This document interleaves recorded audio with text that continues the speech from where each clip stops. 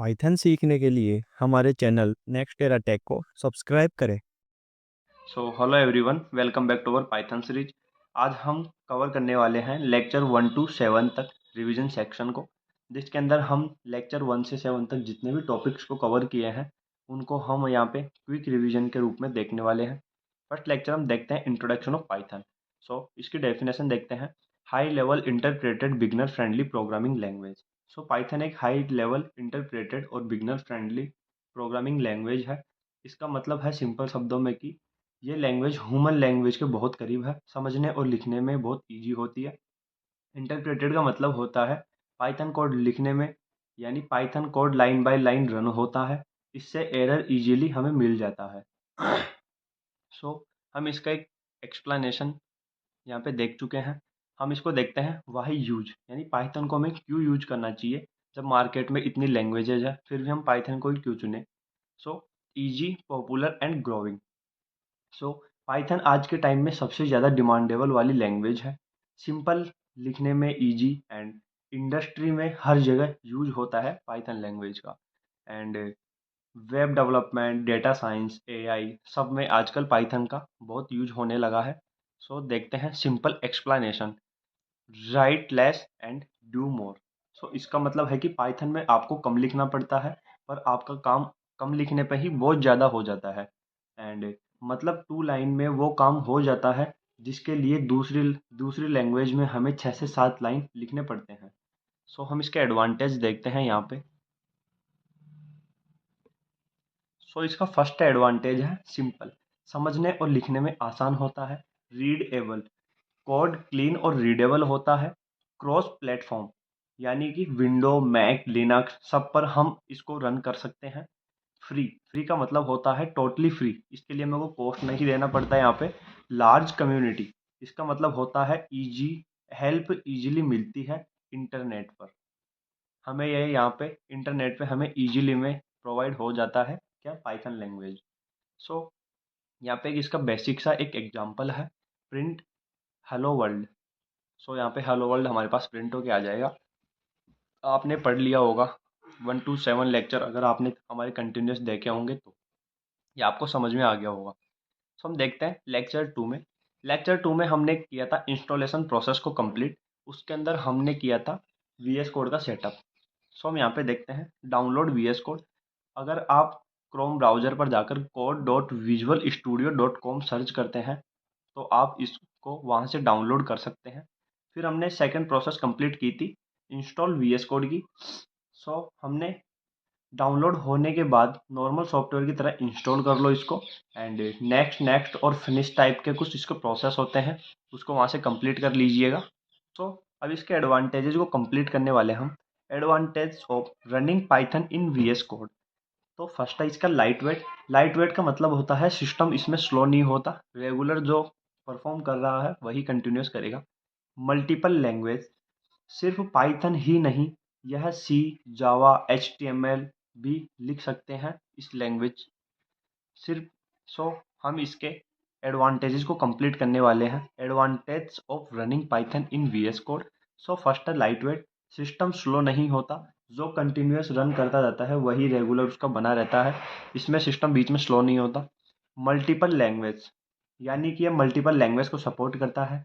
यह सिर्फ पाइथन को ही नहीं बल्कि सी, जावा, एचटीएमएल इनको भी सपोर्ट करता है। नेक्स्ट है एक्सटेंशंस।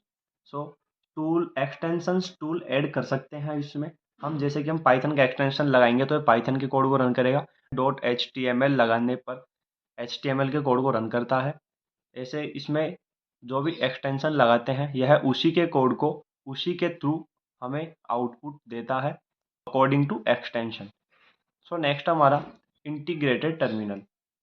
इसका मतलब होता है डायरेक्ट आउटपुट सेम विंडो में हमें मिल जाता है। नेक्स्ट है प्रोजेक्ट मैनेजमेंट। प्रोजेक्ट मैनेजमेंट में एक फोल्डर में मल्टीपल फाइल्स को हम मैनेज कर सकते हैं। नेक्स्ट हमारा कस्टमाइजेबल। थीम और लेआउट अपने पसंद के हिसाब से हम इसमें चेंज कर सकते हैं। हम नेक्स्ट कवर करने वाले हैं लेक्चर 3 को, जिसमें हमने पढ़ा था वेरिएबल्स। वेरिएबल क्या होते हैं, कंटेनर टू स्टोर डेटा। मतलब सिंपल एक्सप्लेनेशन में हम इसको समझे तो वेरिएबल एक कंटेनर होता है जिसमें हम डेटा को स्टोर करते हैं। जैसे हम एक बॉक्स में सामान को रखते हैं, वैसे ही वेरिएबल में वैल्यू को रखा जाता है, और ताकि हम उसको बाद में काम में ले सकें। इसके रूल्स होते हैं कुछ वेरिएबल्स को डिफाइन करने के। Name, letters, numbers, underscores allowed. यानी कि नेम में हम लेटर, नंबर्स और अंडरस्कोर्स को अलाउ करते हैं। हम इनका यूज कर सकते हैं वेरिएबल्स को डिक्लेयर करते time. Can not start with numbers. इसका मतलब है कि वेरिएबल नंबर से स्टार्ट नहीं हो सकता। कैश सेंसिटिव, पाइथन एक कैश सेंसिटिव लैंग्वेज है। अगर हमने ये वेरिएबल बना दिया और हम प्रिंट इसको करवा रहे हैं, तो ये वेरिएबल और ये वेरिएबल दोनों हमारे पास अलग है। अलग तो आपको दिख रहा होगा कि क्यों है, क्योंकि इसमें हमने स्मॉल एन का यूज किया है एंड इसमें हमने कैपिटल एन का यूज किया है। ये दोनों वेरिएबल हमारे पास अलग अलग है। नेक्स्ट हमारे पास value can change any time. इसका मतलब होता है कि म्यूटेबल। वैल्यू हम चेंज कर सकते हैं इसके अंदर। सो जिसमें हम वैल्यू चेंज कर सकते हैं उसको हम बोलते हैं म्यूटेबल। हम इसके एडवांटेज को कवर करने वाले हैं। हम इसके एडवांटेज देखते हैं। Store data for later use. इसका मतलब होता है डेटा को स्टोर करके बाद में हम उसको यूज कर सकते हैं। Easy to manipulate and update. Data को अपडेट और मैनिपुलेट करना इसमें ईजी होता है। यहाँ पे हमने सिंपल सा एक एग्जाम्पल लिया है। एग्जाम्पल में हम देखने वाले हैं कि name is equal to Ravi and age is equal to 20। Is underscore student equal to true. हम यहाँ पे प्रिंट करवा रहे हैं name, age and is student को। यहाँ हम तीन वेरिएबल बनाए हैं, name, age and is student. ये तीनों वैल्यूज स्क्रीन पर शो होती है। नेक्स्ट है हमारा लेक्चर 4, जिसमें हम देखने वाले हैं डेटा टाइप्स के बारे में। A data types define the kind of value a variable can store, like numbers, text और ट्रू और फॉल्स वाली वैल्यूज को। सबसे पहले डेटा टाइप का मतलब क्या होता है हम ये देखने वाले हैं। देखो, डेटा टाइप एक डिफाइन करता है कि वेरिएबल किस टाइप के वैल्यू को स्टोर करेगा। जैसे नंबर हो गया, टेक्स्ट हो गया, या फिर ट्रू और फॉल्स हो गए। इस टाइप की वैल्यू को वो देखता है कि ये किस टाइप की वैल्यू को होल्ड करके रख रहा है। एंड सिंपल शब्दों में हम बोले तो वेरिएबल्स के अंदर किस टाइप का डेटा रखा है उसे हम डेटा टाइप्स कहते हैं। इसके मेन डेटा टाइप्स है हमारे पास यहाँ पे कुछ। फर्स्ट है हमारे पास यहाँ पे int. Int is equal to whole numbers लिखा हुआ है। जैसे कि x इज इक्वल टू 10, यानी x में हमें एक पूरा नंबर स्टोर किया है। इसका मतलब है ये इंटीजर टाइप का डेटा है। Float is equal to decimal numbers. Float का मतलब होता है डेसिमल नंबर्स। एंड जैसे x इज इक्वल टू 10.5 लिखा हुआ है, तो यहाँ x में डेसिमल वैल्यू है, तो ये फ्लोट डेटा टाइप हो गया हमारा यहाँ पे। नेक्स्ट हमारे पास एस टी आर को बोलते हैं string. String is equal to text और कैरेक्टर्स। इसका मतलब हो गया स्ट्रिंग यानी टेक्स्ट। जैसे हमने name is equal to Ravi लिखा है, तो जैसे name is equal to Ravi है, ध्यान रहे टेक्स्ट हमेशा कोट्स के अंदर लिखा जाता है। सिंगल कोट्स हो या डबल कोट्स हो, दोनों में से किसी का भी हम इसको यूज कर सकते हैं स्ट्रिंग को लिखने के लिए। एंड फोर्थ है हमारा यहाँ पे BOOL, इसको बोलते हैं बुलियन। बुलियन के अंदर हमारे पास दो ही वैल्यूज रिटर्न होके आती है, एक है ट्रू एंड एक है फॉल्स। यहाँ पे हम इसका यूज कहाँ करते हैं, लॉजिकल वैल्यूज के अंदर। बुल का मतलब होता है ट्रू और फॉल्स वैल्यू को आउटपुट के अंदर लेना। और जैसे is student is equal to true लिखा हुआ है, तो यानी लॉजिकल ट्रू और फॉल्स टाइप का डेटा हमारे पास यहाँ पे स्टोर किया गया है। नेक्स्ट टॉपिक हमारा यहाँ पे है complex numbers. z is equal to 3+2j। इसका मतलब हो गया कि कॉम्प्लेक्स नंबर भी पाइथन में एक पॉसिबल है। जैसे z is equal to 3+2j, तो यहाँ 3 एक रियल पार्ट है और 2j एक इमेजिनरी पार्ट है। इसको हम बोलते हैं कॉम्प्लेक्स नंबर। यहाँ पे एक एग्जांपल है, a इज इक्वल टू 10। किस टाइप का डेटा हमारे पास ये इंट क्यों है, क्योंकि हमने इसमें होल नंबर्स को होल्ड करके रखा हुआ है। b is equal to 2.5। हमारे पास ये कौन सी वैल्यू है, float value. c is equal to Python. So हमारे पास ये स्ट्रिंग है। d is equal to true. हमारे पास ये एक बुलियन वैल्यू है। Print type of a and print type of c। अगर हम इन्हें प्रिंट करवाते हैं टाइप ऑफ a और टाइप ऑफ c को, हमारे पास आउटपुट में आएगा कि यहाँ टाइप फंक्शन बताता है कि वेरिएबल का डेटा टाइप क्या है। तो जैसे ए इंटीजर है और सी एक स्ट्रिंग वैल्यू है, सो हमारे पास यहाँ पे आउटपुट आएगा, इसका आउटपुट आएगा इंट एंड इसका आउटपुट आएगा स्ट्रिंग। क्योंकि इंट इसलिए आएगा क्योंकि हमने ए वैल्यू को प्रिंट करवाया है और ए वैल्यू यहाँ पे हमारे पास 10 है।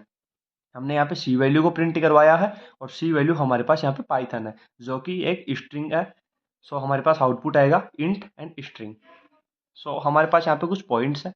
Python automatically detects data type. So इसका मतलब है Python automatically data type detect कर लेता है, आपको मैन्युअली लिखने की ज़रूरत नहीं होती है।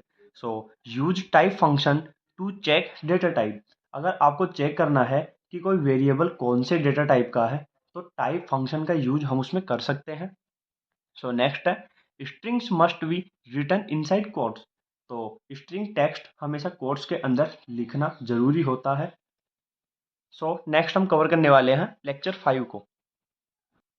सो हमारे पास यहाँ पे है लेक्चर 5, इसका नाम है type casting. So type casting means converting one data type into another. So इसका सिंपल वर्ड्स में हम मतलब समझते हैं।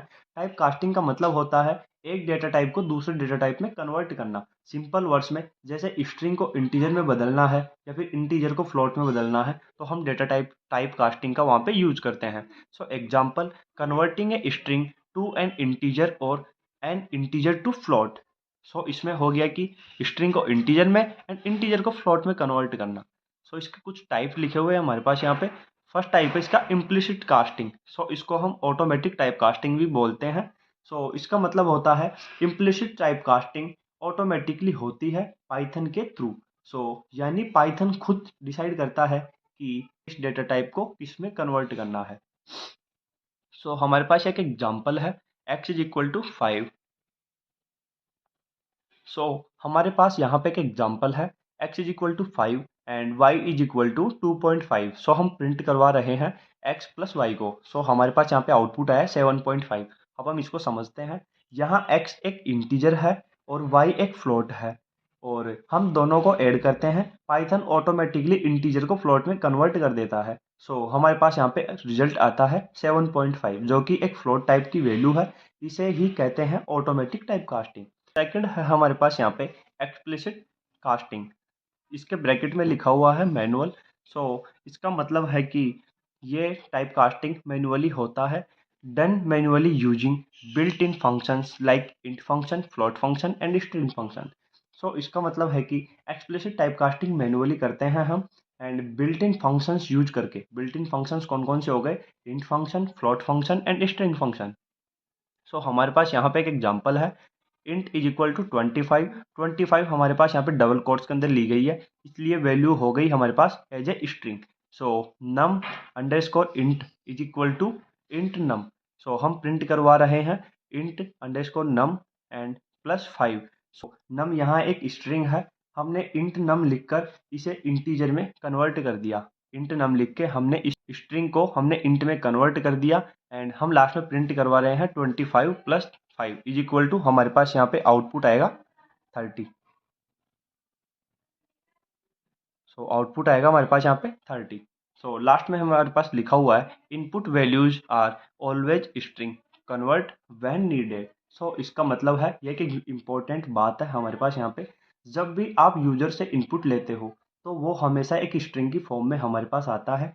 इसलिए अगर आपको कैलकुलेशन करनी है तो उस स्ट्रिंग को इंटीजर या फिर फ्लोट में कन्वर्ट करना ज़रूरी होता है।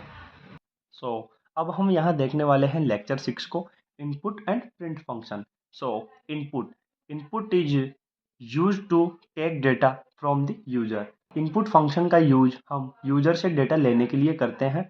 मतलब जब प्रोग्राम चलता है तो यूजर कुछ लिखता है और प्रोग्राम उस वैल्यू को स्टोर कर लेता है। एंड सेकंड हमारे पास print, use to display data or output on the screen. So इसका मतलब है कि प्रिंट फंक्शन का यूज हम आउटपुट देखने के लिए करते हैं या फिर दिखाने के लिए करते हैं। जो भी रिजल्ट या मैसेज हमें स्क्रीन पर शो करना है वो प्रिंट फंक्शन का यूज करके शो होता है। So input function always takes data as a string by default. So इसका मतलब है कि जब भी हम इनपुट फंक्शन का यूज करते हैं वो हमेशा डेटा को स्ट्रिंग यानी कि टेक्स्ट के फॉर्म में लेता है, चाहे यूजर नंबर ही क्यों ना लिखे। तो वो उसे हमेशा स्ट्रिंग की फॉर्म में लेगा। सो सेकंड हमारे पास to use as numbers convert using int function or float function. So इसका मतलब है कि अगर हमें उस इनपुट को नंबर के फॉर्म में यूज करना है, जैसे एडिशन में, सब्ट्रैक्शन में, इनके लिए यूज करना है, तो हमें उस स्ट्रिंग को कन्वर्ट करना पड़ता है इंट फंक्शन में या फिर फ्लोट फंक्शन में। सो हमारे पास यहाँ पे एक एग्जांपल है जिसमें लिखा हुआ है name is equal to int name is equal to input enter your name, age equal to int input enter your age and so print hello name you are age years old. So मैं आपको यहाँ पे बता दूँ कि जो name है वो यहाँ पे एक वेरिएबल है, वेरिएबल को हमने यहाँ पे शो किया है, एंड जो एज है, एज भी हमारे पास यहाँ पे वेरिएबल है। सो मैं आपको एक्सप्लेन करता हूँ कि इस एग्जांपल पे हमें यूजर से नेम और एज लिया है। सो एज को नंबर बनाने के लिए हमने इंट फंक्शन का यूज किया है, एंड सो हमारे पास फिर प्रिंट से आउटपुट शो किया, तो हमारे पास आउटपुट आएगा hello Rahul you are 18 years old. So हमारे पास यहाँ पे सेकंड है इनपुट।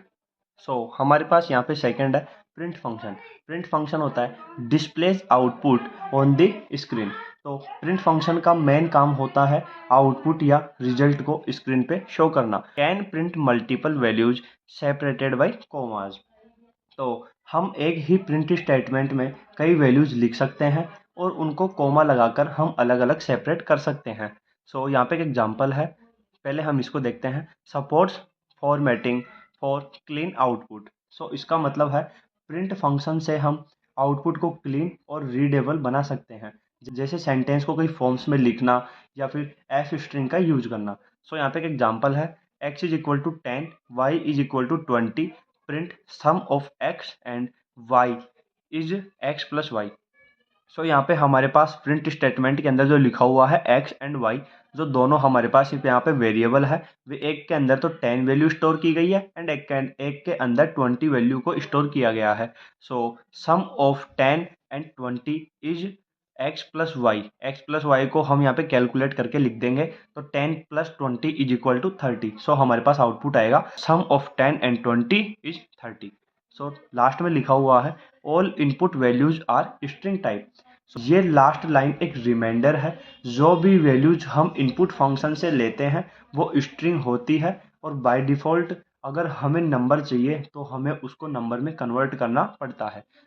हम यहाँ पे कवर करने वाले हैं लेक्चर 7 को, जिसमें हमने पढ़ा था operators. Operators are special symbols used to perform operations on values and variables. Operators वो सिंबल्स होते हैं जिनसे हम वेरिएबल्स और वैल्यूज पर कोई भी ऑपरेशन परफॉर्म कर सकते हैं। मतलब इनका काम होता है कैलकुलेशन या फिर कंपैरिजन करना। एग्जांपल हमारे पास यहाँ पे प्लस, माइनस, मल्टीप्लिकेशन ऐसे कुछ करके ऑपरेटर्स दिए गए हैं। हम आगे पढ़ते हैं टाइप्स ऑफ ऑपरेटर्स। फर्स्ट हमारे पास अर्थमेटिक ऑपरेटर। इसका मतलब होता है कि ये ऑपरेटर्स मैथमेटिकल ऑपरेशंस को परफॉर्म करता है, जैसे एडिशन हो गया, सब्ट्रैक्शन हो गया, मल्टीप्लिकेशन, ये इसके कुछ सिंबल्स हैं जो हमने पिछले प्रीवियस लेक्चर में कवर कर लिए थे, आप वहाँ से देख सकते हो। सेकेंड है हमारे पास असाइनमेंट ऑपरेटर। ये वैल्यूज को वेरिएबल में असाइन करते हैं और उन्हें यूज करते हैं। ए इज इक्वल टू 10, 10 वैल्यू ए को असाइन हो गई, ऐसे करके इनका यूज किया जाता है। थर्ड है हमारे पास यहाँ पे कंपैरिजन ऑपरेटर। कंपैरिजन ऑपरेटर को रिलेशनल ऑपरेटर भी बोला जाता है। ये ऑपरेटर्स दो वैल्यूज को कंपेयर करते हैं और रिजल्ट हमेशा ट्रू और फॉल्स के रूप में हमें देते हैं। जैसे कि हमने लिखा a is greater than equal to b, ये यहाँ पे चेक करेगा कि या तो ए ग्रेटर हो बी से या फिर इक्वल हो। ऐसे करके इसका यहाँ पे यूज किया जाता है। फोर्थ है हमारे पास यहाँ पे लॉजिकल ऑपरेटर। तो ये कंडीशंस को चेक करने के लिए हमारे पास काम में आता है। इसमें हम 3 देखते हैं, एंड और नॉट। फिफ्थ है हमारे पास यहाँ पे आइडेंटिटी ऑपरेटर। आइडेंटिटी ऑपरेटर का काम होता है, ये चेक करते हैं कि दो वैल्यूज सेम ऑब्जेक्ट को पॉइंट कर रहे हैं या नहीं। दो ऑपरेटर होते हैं इसके अंदर, फर्स्ट होता है इज एंड सेकंड होता है इज नॉट। सिक्स्थ हमारे पास यहाँ पे मेंबरशिप ऑपरेटर। ये चेक करते हैं कि कोई एलिमेंट किसी सीक्वेंस में, सीक्वेंस कौन कौन से होते हैं, लिस्ट हो गया, स्ट्रिंग हो गया, तो सीक्वेंस में प्रेजेंट है या नहीं है। तो दो ऑपरेटर होते हैं, इसमें भी हमारे पास इन हो गया एंड हो गया not in. And seventh operator है हमारे पास यहाँ पे बिटवाइज ऑपरेटर। बिटवाइज में हमारे पास सिंबल हो गए, एंड हो गया, और हो गया, एंड लेफ्ट शिफ्ट हो गए, राइट शिफ्ट हो गए, ये सब सिंबल्स बिटवाइज ऑपरेटर में आते हैं। सो अर्थमेटिक से हम कैलकुलेशन करते हैं, रिलेशनल से हम कंपैरिजन करते हैं, असाइनमेंट से हम वैल्यूज को स्टोर करते हैं, लॉजिकल से कंडीशन को चेक करते हैं, और आइडेंटिटी और मेंबरशिप से चेक करते हैं कि वैल्यूज सेम है या प्रेजेंट है कि नहीं है। ये सब कॉन्सेप्ट्स बेसिक है और पाइथन में सबसे ज़्यादा यूज यही होते हैं। सो मतलब अब आपको पाइथन के बेसिक अच्छे से क्लियर हो चुके हैं। ये रिवीजन वीडियो आपके फंडामेंटल्स को स्ट्रॉन्ग बनाने के लिए था, क्योंकि अगर बेस स्ट्रॉन्ग है तो आगे के कॉन्सेप्ट्स इजीली आपको समझ में आ जाएंगे। अब नेक्स्ट पार्ट में हम step by step advance topic से स्टार्ट करने वाले हैं। तो अभी तक वीडियो को लाइक नहीं करे हो और चैनल को सब्सक्राइब नहीं करे हो तो चैनल को सब्सक्राइब कर लो, क्योंकि यहाँ मिलते हैं प्रैक्टिकल और इजी एक्सप्लेनेशन वाली coding classes. See you guys in the next lecture and keep coding with Nextera Tech. So thank you.